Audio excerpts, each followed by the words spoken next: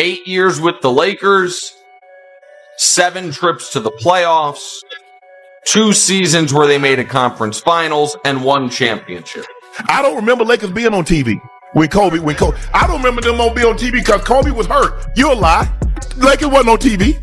But I tell you who was on TV: the Cleveland Cavaliers. You can't just indeterminately say, hey, will you take a pay cut? You better bring him a reason to take a pay cut.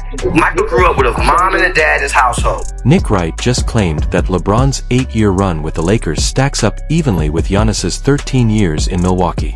Then Shannon Sharpe argued that the Lakers were practically invisible before LeBron arrived.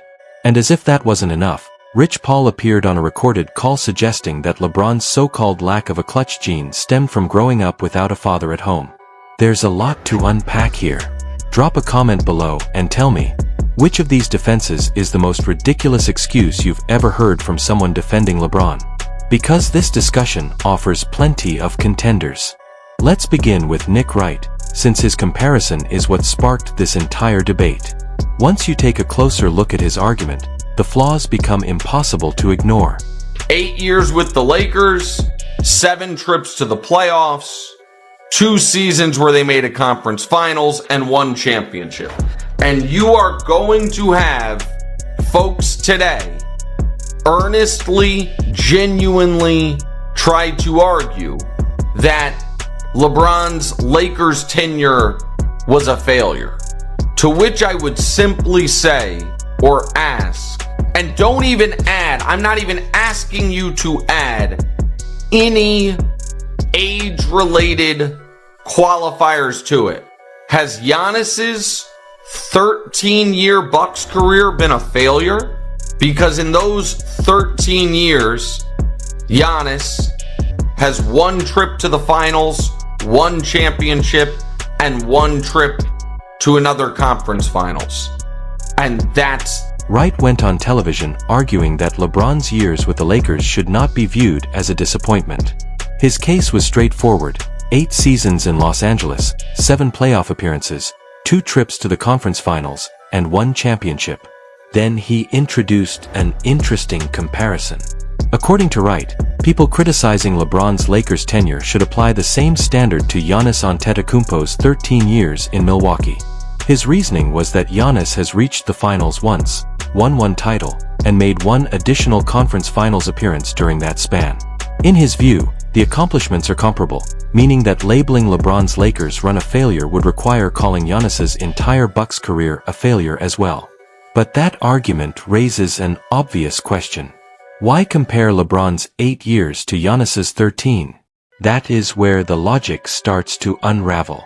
Instead of matching identical time frames, the comparison stretches across Giannis's entire career to produce a result that supports the conclusion.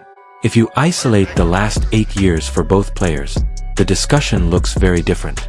During that stretch, Giannis collected back-to-back MVP awards, captured a championship that earned widespread respect across the league, won more playoff series, and reached the postseason more often than LeBron did during his Lakers tenure. The moment both players are measured over the same period, the comparison becomes far less convincing. That is why the 13-year number stands out. It creates a framework where the 2 resumes appear similar on the surface. But building the timeline around the conclusion you want is not objective analysis. It is starting with the answer and then searching for the statistics that make it look correct. Hold on, Paul George was having mental breakdowns. Damian Lillard sat there and said the bubble was the most easiest thing he ever witnessed. You got Jason Tatum sat there and said the bubble was so easy. It was not even real basketball. You got Hall of Famers that spoke on the situation of the bubble because it was no real travel. It was no real fans. It was AAU tournament bubble basketball. That was not real basketball, bro. No fans. So the rookies can go out there. They can still perform, put up these high numbers as well because there was no fans. That was not a real basketball situation. No! The bubble championship is impossible to avoid in this discussion because it sits at the center of almost every defense of LeBron's Lakers era. Everything ultimately comes back to that 1 title, 1 championship, 1 unique season, 1 set of circumstances unlike anything the NBA had experienced before or has experienced since. The league was operating during a global health emergency. Players were not only focused on basketball, they were also dealing with concerns about their families, their health, and the uncertainty surrounding the world at the time. The environment was completely different from a traditional NBA season. The Lakers won that championship, and nothing can take it out of the record books. It counts officially and always will. But many fans and analysts still view the bubble as a category of its own because the conditions were so unusual compared to a normal season with travel, packed arenas, a full schedule, and the standard playoff atmosphere. LeBron's resume already includes 3 championships earned outside that environment, 2 in Miami and the historic 2016 title in Cleveland. The bubble championship became ring number 4. Yet what stands out is how heavily the entire evaluation of his Lakers tenure depends on that single accomplishment. Since winning the title in 2020, the Lakers have advanced through just 3 playoff series over the following 6 seasons. 3 series wins in 6 years. This is a franchise known for championship expectations, one of the most recognizable organizations in sports, and a team that possesses advantages in visibility, resources, and player appeal that most franchises can only dream about. And despite those advantages, the postseason success since that title has been limited. What's interesting is how the standard for success keeps shifting throughout the debate. Achievements that once would have been viewed as the minimum expectation are now being presented as major accomplishments, while the benchmarks used to defend the overall era continue to move whenever the results are questioned. That is why this argument remains so controversial. The conversation is no longer just about what happened, it is about how the results are being framed. I don't remember Lakers being on TV when Kobe, I don't remember them not being on TV because Kobe was hurt. You're a lie. The Lakers wasn't on TV. But I tell you who was on TV, the Cleveland Cavaliers. Oh yeah. And the Golden State Warriors. The Boston Celtics, when they had them young guys coming up, Tatum and Brown, Smart, Al Horford. I can tell you who was on TV. You can say, you see, it's easy to say that now because LeBron there. They're going to be on TV after LeBron leaves because Luka's there. But you a lie. You a lie. They wasn't on TV. Yeah, they was on in LA market, but they wasn't broadcast nationally. Don't do that.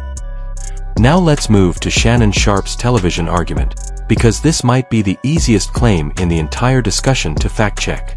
Sharpe argued that the Lakers were largely absent from national television before LeBron arrived.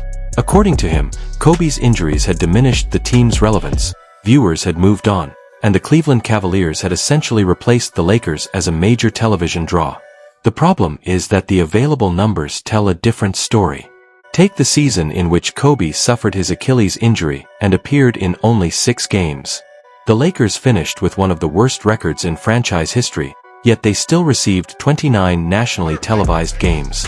The following year, despite roster instability, Dwight Howard's departure, Steve Nash's injury issues, and a lineup lacking star power, the Lakers were still featured nationally 28 times. Then came Kobe's final season. The team finished with a 17-win campaign, but even during that difficult year, the Lakers remained a regular presence on national broadcasts with 19 appearances. After Kobe retired, the number dropped to 15.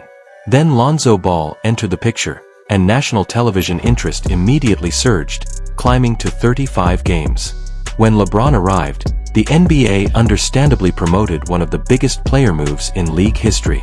The Lakers ended up leading the league with 43 nationally televised games. Yet despite all the hype, the team finished with only 37 victories, just 2 more than the season before LeBron joined the franchise. That is why the argument becomes difficult to defend. The idea that the Lakers disappeared from national television before LeBron arrived only works if nobody checks the actual broadcast numbers. Once the data is examined, the narrative becomes much harder to maintain. Even during some of the darkest years in franchise history, the Lakers remained a national attraction. The team continued to draw television audiences because people wanted to watch Kobe Bryant, regardless of where the team stood in the standings. That is what individual star power looks like.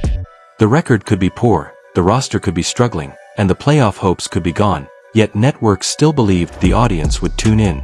Which is why attempts to portray the Lakers as irrelevant before LeBron's arrival run into a major obstacle. The historical record tells a different story. And that brings us to the Rich Paul controversy, which may be the most surprising part of this entire conversation. Wallow, hold on, check this out. Let's make it a little bit deeper. I have something for this. It's a lot deeper. When you say he didn't have it, right? When you look at Michael grew up with a mom and a dad in his household. When you look at Kobe grew up with a mom and dad in his household. When you look at LeBron's mom was 16 when she had him as a child.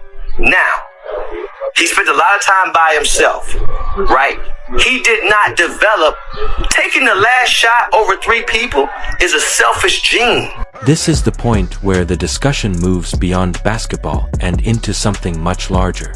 Rich Paul, LeBron's longtime representative and the head of Clutch Sports, reportedly offered an explanation for why some people believe LeBron lacks the same late-game mentality often associated with Michael Jordan and Kobe Bryant. His argument centered on upbringing. According to Paul, Jordan and Kobe were raised in 2-parent households, while LeBron was raised by a young single mother. He suggested that those different environments shaped how each player approached the game. In his view, LeBron developed a mindset focused on including others and creating opportunities for teammates, while players like Jordan and Kobe developed a more aggressive, score-first mentality. Think about what that argument is actually saying. The person responsible for managing LeBron's business interests and public image was not defending him with statistics, championships, playoff performances, or on-court accomplishments. Instead, he turned to childhood circumstances and personal development as an explanation for a basketball criticism. The conversation suddenly shifted from shot-making and post-season results to family structure and psychology. That is why the reaction was so strong. The argument raises questions that extend far beyond sports. If a so-called killer instinct is being linked to a particular family environment, what message does that send to the countless successful, competitive people who were raised under different circumstances? What does it say about athletes, entrepreneurs, and leaders who came from single-parent households and still developed extraordinary confidence and determination? The reasoning becomes difficult to separate from the broader implications. What makes it even more unusual is that the explanation was framed as praise. LeBron's willingness to trust teammates and make the extra pass was presented as a positive character trait. Yet at the same time, that same trait was being used to explain why critics place other players ahead of him in discussions about clutch performance.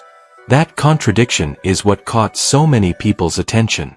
At a certain point, when the debate shifts away from basketball accomplishments and towards psychological theories about childhood development, it suggests that the original argument has become harder to defend on the court itself. Because ultimately, the discussion always circles back to the results. The Lakers' postseason record remains the foundation of this entire debate. Critics point to 7 playoff series